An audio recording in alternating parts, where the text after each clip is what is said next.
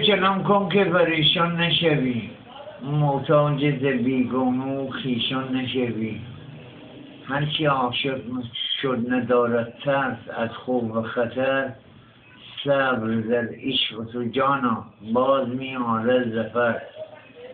در اون شهری که نامردان عصا از کور می دزدند، من از خوشباوری آنجا محبت جستجو کردم. هر کجا محرم شدی دست از خیانت باز دار. ای بسا محرم که با یه نقطه مجرم میشه، یه نقطه من همه ما مجرمیم.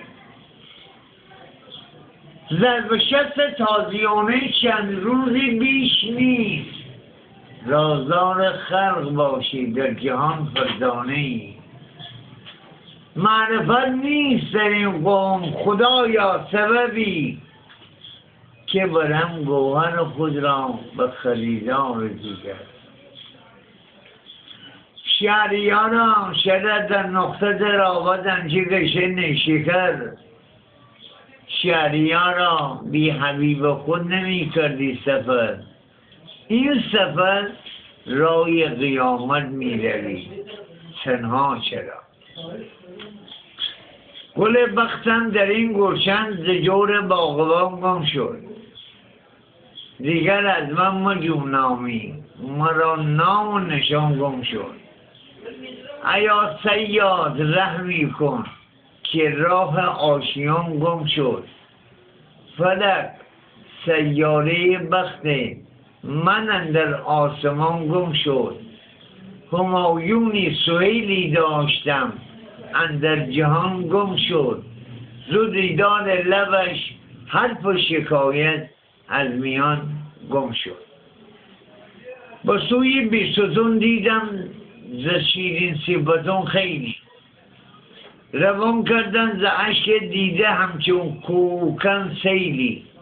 به دل گفتم مکن دیگر به عاشق کردنم میلی، بیابانیست مالامال دل تا خیمه لیلی. که تومار شفاعت از کف پیغمبران گم شد.